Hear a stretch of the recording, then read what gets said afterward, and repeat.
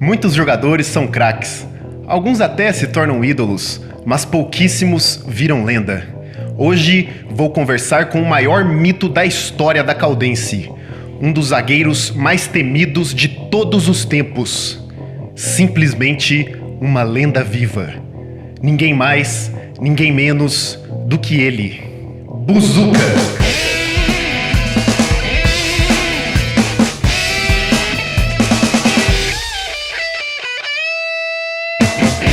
É uma satisfação imensa estar aqui em Varginha para registrar um pouquinho da sua história e obrigado por nos receber aqui na sua casa. Renan, boa tarde, é um prazer muito grande receber vocês e um orgulho enorme de ouvir suas palavras, de que o povo pós-caldense, o meu querido povo, a querida torcida da Caldense, se lembra de mim até hoje. Eu retribuo também com a fala de que eu amo o Poste de Caldas, amo a torcida da Caldense e amo meus conterrâneos pós-caldenses. Adoro mesmo, eu me sinto pós-caldense de coração. Eu acredito que a maioria das pessoas que estão nos ouvindo agora conhecem o mito, mas não conheceram o jogador, não tiveram a oportunidade de te ver jogando. Então, por conta disso, eu gostaria que você falasse quais eram as suas principais características como atleta, o estilo de jogo, como você se portava ali dentro de campo quando vinha um atacante para cima de você e até mesmo quando você estava sem a bola. O futebol daquela época era um futebol mais pegado, né? Hoje existe o cartão amarelo, hoje existem leis que proíbem até um carrinho, mesmo sendo na bola. E naquele tempo não, naquele tempo eu me impunha mais pelo meu condicionamento físico, eu era muito bem fisicamente. Eu gostava de treinar, eu treinava muito, eu treinava sem... longe da turma, a turma já chegava primeiro, saía o último. Em Poços de Caldas nós usávamos aquela ida ao Cristo, né, lá em cima, saía do campo do Cristiano Osório, correndo até lá e voltar, e eu sempre fui um dos primeiros a chegar. Eu gostava muito de chegar. Aí eu me impunha mais pelo meu condicionamento físico, pela minha impulsão e também pelo comprimento da perna, né, que eu tinha a perna muito comprida, então eu levava muito vantagem sobre os atacantes. Uma das coisas mais marcantes no Buzuca era o visual emblemático, o cabelão, o barbão. E no seu começo de carreira você usava barba feita, cabelo curto, e nos primeiros anos de Caldense ficou muito conhecido realmente por esse visual um pouco diferente dos outros atletas. Por que o senhor escolheu adotar esse visual de cabeludo e barbudo? Naquela época, alguns jogadores do Brasil, né, eles usavam também, eles passaram a usar esse visual, o cabelo e a barba, por fazer, né? E eu achei também que aquilo me colocava mais assim, assustador, né, para os centroavantes.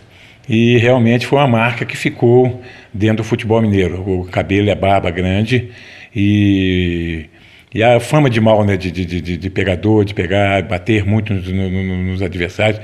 Mas graças a Deus eu nunca fraturei uma perna de um companheiro de profissão, não teve uma contusão gravíssima. Eu realmente chegava porque eu nunca gostei de perder. Eu sempre chorei as derrotas e participava de muita alegria com o torcedor quando nós vencíamos. Para quem não sabe, o seu nome real é Antônio Carlos de Melo. Eu imagino que seu apelido Buzuca tenha surgido nessa época de juventude. Qual que é a origem desse apelido? O senhor se lembra o porquê de Buzuca? Em Nova Lima também. Eu tive um dos melhores amigos da minha vida, hoje é falecido. Ele começou também no gol do Vila Nova, Gerson Vieira, que chamava, apelido de Chico, ele já é falecido. E nós tínhamos um relacionamento de amizade fantástico. Eu na casa dele, lá em casa, nós morávamos vizinhos. E meu apelido era Zuca. E ele, de tanto falar errado as coisas, ficou Buzuca. Uma palavra que nós já procuramos em todos os dicionários, em todo o Brasil. Não existe a palavra Buzuca, existe a palavra bazuca. E ele querendo me chamar de bazuca, que era uma arma muito potente, ele falava Buzuca. E o Buzuca ficou eternamente, até hoje, Buzuca. Mas esse bazuca tem alguma coisa a ver com o seu estilo de jogo ali? Fazer uma referência à arma ou foi só uma confusão dele mesmo? Não, ele quis fazer uma referência à arma, né? Porque eu toda a vida fui viril, eu chegava firme, eu tinha um porte físico muito avantajado, um preparo físico fantástico. E ele queria me chamar de bazuca. Mas pelo pouco conhecimento dele da palavra bazuca, ele botava buzuca, e ficou buzuca. Você chegou na Caldense em 1971 e a Caldense ainda era uma equipe amadora, semi-profissional, digamos assim. E em 72 a equipe se profissionalizou de fato. Como é que foi essa transição de amador para profissional? É porque a Caldense ganhou o direito de disputar o acesso à divisão principal contra o Nacional de Muriaé. Isso mais que me chamou a atenção também para eu ir para Poços de Caldas. Porque de imediato já existiria ali uma chance de me apresentar ao povo de Poços de Caldas, que me conhecia pouco, me conhecia jogando aqui no Flamengo Varginha. E nós tivemos a felicidade muito grande de montar um time em pouco tempo, e a equipe se tornar tão coesa, tão conjunto, tão decidida a subir para a divisão especial naquele ano. Então nós fomos a Muriaé, um timaço do Nacional de Muriaé também. Nós fomos em Muriaé, empatamos em Muriaé. E o jogo veio para o Cristiano Osório. O segundo jogo nós vencemos, eu acho que por 3-0, 3-1 ou 2-1, uma coisa assim. Não me recordo muito, não. Foi o acesso que nós tivemos para a divisão principal. E eu, naquela época, eu fui dotado de muita sorte por Deus, porque no jogo em Muriaé e no jogo em Poços de Caldas, na Caldense, eu ganhei nos dois jogos, eu fui eleito o melhor jogador em campo.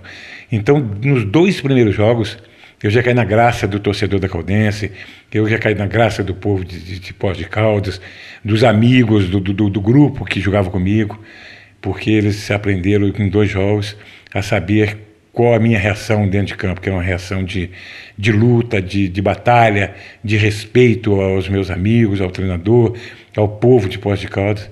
Então, acho que desde os dois primeiros jogos, a Caldense começou a me amar como eu amei a Caldense.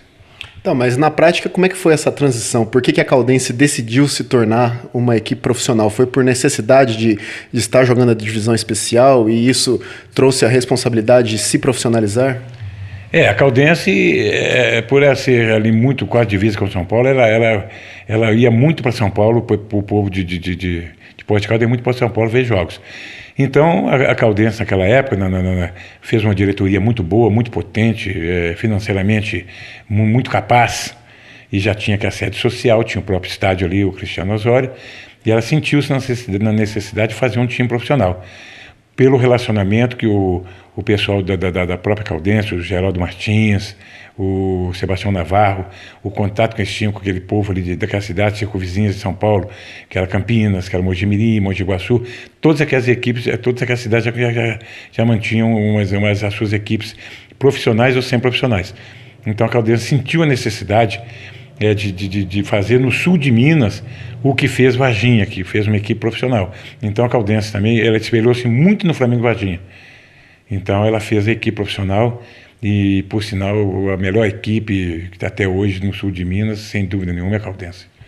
E nessa primeira participação da Caldense na divisão especial em 1972, a veterana estreou com vitória sobre o América Mineiro por 2-0, com gols de Toninho e Ganzepe. E como um todo, como é que foi essa primeira experiência da Caldense na divisão especial pela primeira vez? Nós já sabíamos que nós podíamos ser a terceira força do futebol mineiro, que realmente a primeira era Atlético Cruzeiro mesmo, indiscutivelmente. Mas nós, jogadores, treinador, nós já sabíamos ali, por assistirmos algum jogo do América, que nós podíamos ser a terceira força do futebol mineiro. Então nós propusemos a isso. Na época nós não propusemos a ser campeões mineiros, nós propusemos a ser campeões do interior de Minas Gerais, ser a terceira força de Minas Gerais. E por alguns anos, sem dúvida nenhuma, nós fomos a terceira força do futebol mineiro, mas hoje também a Caldense ela é considerada a terceira força do futebol mineiro.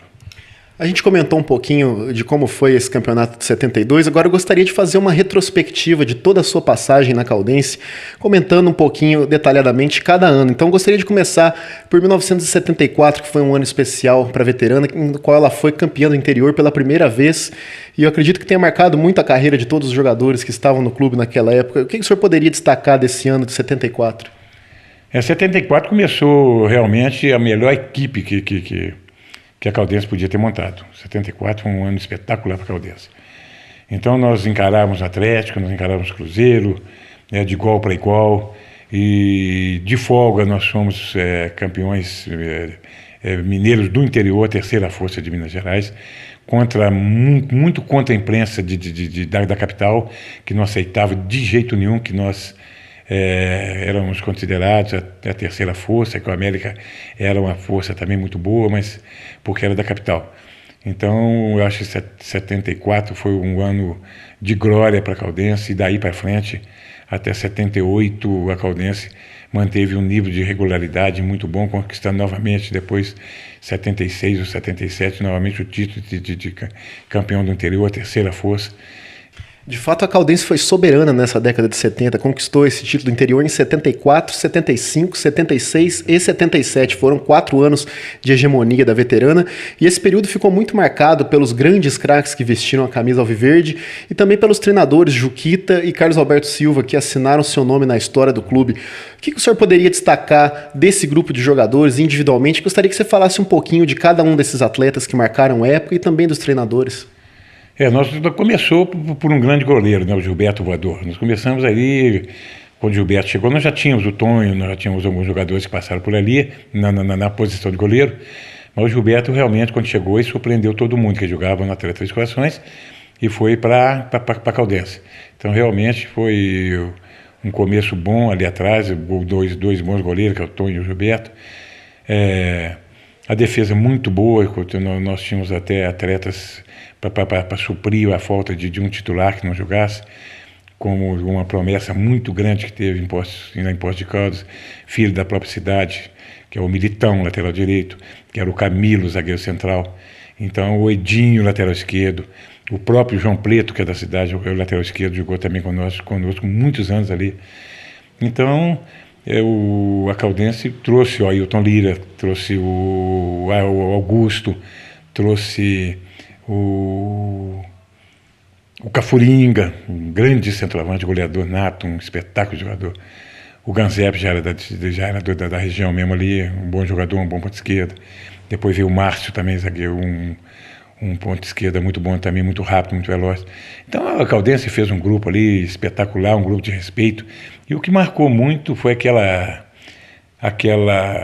passagem que começou do Juquita, né? Do Pássaro Preto, que ficou famosa não só no Brasil, ficou famosa no mundo todo pelo feitiço, que o Juquita era feiticeiro, o Juquita era, junto com o Bené, que é auxiliar dele, eram feiticeiros. E eles começaram a gostar disso, a fazer uso do assunto para assustar os adversários. Então os adversários chegavam lá em Poços de Caldas, dentro do vestiário dos adversários, já existia vela preta naquele dia, e sal grosso. Então aquilo assustava realmente o adversário. O sobrenatural do Juquita assustava o adversário. Então que são fases que marcaram a gente. Depois do Juquita, esse assunto saiu até no Placar, né, na revista, na época, a revista mais famosa do Brasil, que se tratava de esporte. E ela fez uma matéria fantástica lá com a Caldense, por causa desse Pássaro Preto e do Juquita ter essas mandigas que ele fazia para assustar os vestiários, para assustar a gente. Mas isso aí também depois se tornou contra nós também, que nós passamos a chegar nos vestiários do nosso adversário fora de casa. Aí encontrava cartaz escrito, né, fora capeta, fora não sei o que tem lá. Então, eles faziam contra a gente também, sabe? Então isso aí marcou muito para mim, marcou para Poços de Caldas e marcou para toda a torcida caldense. O Juquitas, ele era mais pelo lado espiritual, né? Ele tinha as crenças dele de maneiras diferentes, que aquilo existia muito no futebol brasileiro naquela época, existia, não era só na Caldense, não. Já o Carlos Alberto, um treinador mais jovem, ele veio mais ou menos desconhecido para a Caldense, mas ele chegou, tecnicamente falando, era um cara fantástico, formado em educação física, tinha um conhecimento do futebol, que ele fez alguns estágios em Cruzeiro, América e Atlético naquela época. Então ele teve a oportunidade de chegar e achar um grupo muito bom, mas muito bom na Caldense. Então tudo que ele sabia, ele colocou em prática na Caldense. E para a felicidade do Carlos Alberto, o grupo todo assimilou muito bem o que ele queria, porque o Carlos Alberto não foi em Poços de Caldas simplesmente para ser um treinador da Caldense. Ele foi para ser um treinador de nível nacional e internacional, o que realmente aconteceu, campeão brasileiro pelo Guarani e treinador da seleção brasileira.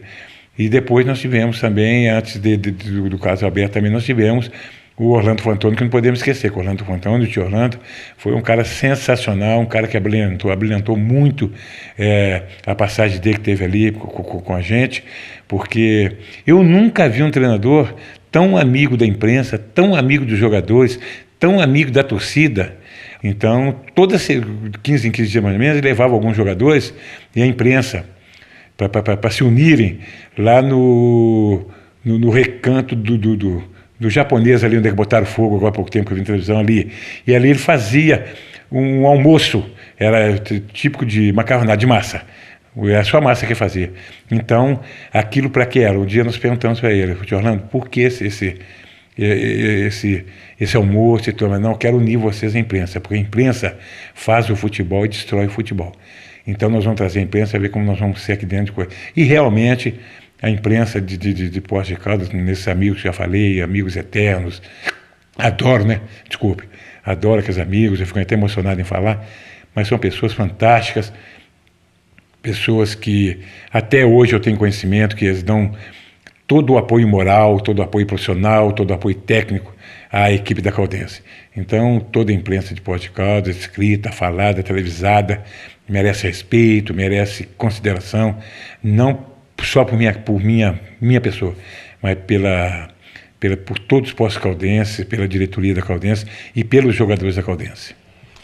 E como que era a torcida da Caldense na época? Porque todo jogador que eu converso fala sobre o Cristiano Osório, que ali era um lugar aconchegante, que foi uma coisa realmente que marcou a vida de todos eles. Como que era o sentimento de jogar no Cristiano Osório? Como que era essa proximidade com a torcida e essa relação torcedor com o jogador?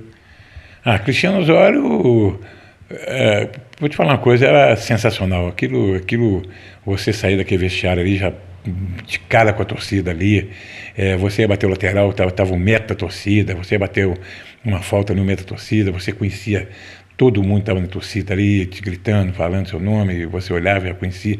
Então aqui dava um estímulo muito grande. Ali chegaram na necessidade de fazer do lado da geral uma arquibancada de madeira, aí tinha uma arquibancada de madeira, aquele lá do mercado municipal. Ali fizeram toda a arquibancada de madeira. Porque você vê que todo ano ia se ampliando a arquibancada também de cobertura, de cimento concreto e tudo mais. Então chegou-se uma certa época que não cabia. O jogo naquela época começava às 15 horas, às 13h30, quem não chegou não entrava mais no campo. De tanta torcida, de tanto vibração, tanta vibração, que era o estádio muito central também, né? Ninguém precisava de pegar ônibus, ninguém precisava de carro, ia todo mundo a pé mesmo para o estádio. Então o estádio era completamente lotado, mas completamente lotado mesmo. Todos os jogos, de dia à noite, você podia ver que o público era espetacular. Chegava a jogos que a piscina do fundo lá, a sede social lá no fundo, se tornava arquibancada também, porque não tinha como caber todo o povo ali dentro do estádio. Aquelas casas no fundo ali do lado ao contrário, do lado da rua Pernambuco ali, né? Que lotava, aquilo era uma coisa fantástica. Então, era aquele estímulo que a gente tinha de entrar em campo e ver aquilo lotado, aquele campo lotado, torcedores vibrando, torcedores choravam com a gente, porque nós jogadores também, nós tínhamos muito brilho, entendeu?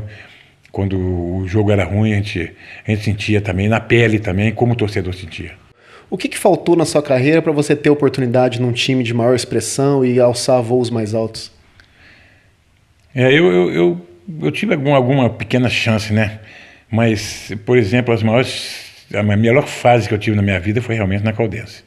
Essa fase foi sensacional, não só pela idade, quando eu cheguei ali, mas pelo futebol que está jogando, pela equipe que tinha, toda ali jogar. Então, me faltou, às vezes, a possibilidade de sair para uma equipe melhor, porque a própria diretoria da Caldense me respeitava muito, me gostava muito, entendeu? Então, sempre, quando terminava meu contrato, todo ano terminava o contrato, a diretoria, antes de terminar, já propunha a renovar o meu contrato, me oferecia condições financeiras boas, que me satisfaziam na época. Então, eu naquela época, eu procurava não me arriscar muito, entendeu? Porque como eu fui em 76 para o América, Cheguei e encontrei um Strick, por exemplo. Se eu fosse vendido naquela época, o que teria sido minha carreira de futebol? E teria terminado praticamente ali. Como eu fui emprestado, que a Caldense não quis vender, a Caldense não vão dar chance para o Buzuca disputar o brasileiro, vai ganhar o dia dele, vão emprestar o Buzuca 5 meses. Eu fui emprestado. E nesses 5 meses a Caldense estava parada, tinha acabado o Campeonato Mineiro. Aí eu fui disputar o brasileiro pelo América. Igual eu te falei, não joguei 1, 2 ou 3 partidas. Joguei no Serra Dourada, joguei no Mineirão, não sei onde mais. Então, se eu fosse vendido, eu poderia ter ganho um pouquinho mais de dinheiro, mas depois eu não teria a condição de dar prosseguimento profissional na minha carreira. Buzuca, e como que foi a sua trajetória no futebol depois que você saiu da veterana até o encerramento da sua carreira? Por quais clubes você atuou e aonde você encerrou sua passagem no futebol? Eu saí da Caldense em definitivo, eu fui para Taubaté em final de 79, em meio de 79. E naquela época disputava a divisão de acesso, em Taubaté. Aí fomos felizes, nós fomos campeões da divisão de acesso, vencemos até esse jogo eu não joguei, que estava machucado. Foi lá em São José dos Campos contra a equipe do São José, que era uma equipe muito boa também. Então o Taubaté teve o acesso, né, para a divisão especial do futebol paulista em 79 e eu participei dessa trajetória. Em 80, depois que fomos campeões, mudou-se muito, né? Houve a necessidade de levarem jogadores com mais nome, né, do que estavam jogando lá. Inclusive, na minha posição, levaram o Alfredo Mostarda, que jogou no Palmeiras. Mas, na época, eu tinha plena condição de jogar, coisa que eu era mais jogador do que naquela época, eu era mais jogador do que eu tinha certeza disso. Mas aí mudou treinadores também, mudou tudo, uma nova filosofia de trabalho dentro da própria diretoria do Taubaté, que mudou muito. Eu me transferi para Guaratinguetá. Fiquei 1 ano e meio em Guaratinguetá, depois eu fui para Santo André. De Santo André eu vim para São João da Boa Vista novamente, que eu já tinha uma passagem por lá. Aí nessa época eu joguei nas 2 equipes lá, joguei no Palmeiras e joguei na Esportivo São Joanense. Parei na Esportivo São Joanense. Aí fiquei 6 meses como treinador, mas eu vi que eu não tinha paciência para isso, que eu não tinha motivação para ser treinador, entendeu?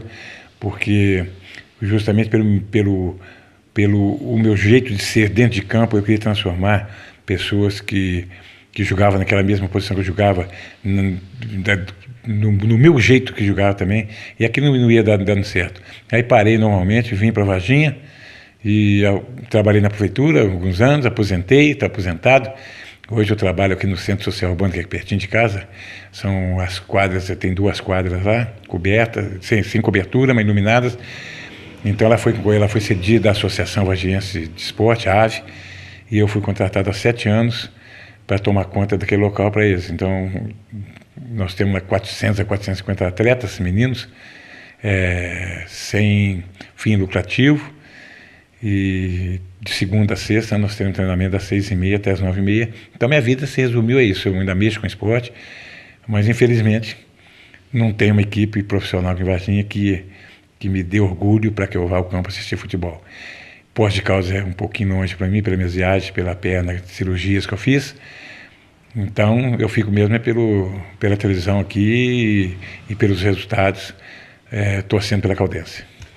Buzuca, já faz praticamente 40 anos desde que você vestiu a camisa da Caldense pela última vez. Eu mesmo nunca vi você jogando, mas sou seu fã de tanto ouvir falar bem de você. Até hoje, qualquer pessoa que eu converso, qualquer ex-jogador cita o seu nome. Se perguntar qualquer coisa de Caldense, o seu nome está envolvido. Qualquer torcedor que conversa, seja pessoa que viveu a sua época ou torcedores mais jovens, todos falam de você. O que representa para o senhor ter esse reconhecimento por parte dos torcedores e até mesmo por parte da mídia?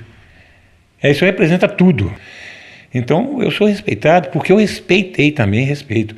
Porque o torcedor daquela época que ia ao campo de futebol, quando ele me via na frente ali, sair da equipe na frente, gostava de entrar sempre na frente ali, quando o torcedor via, ele via em mim não só um jogador, um profissional de futebol, ele via em mim ali um ser humano, um homem que botava aquela camisa e ia respeitar aquela camisa 90 minutos, 180, 200, 400, 10 milhões de minutos que jogasse, que eu ia respeitar aquela camisa com muito carinho, com muita dedicação.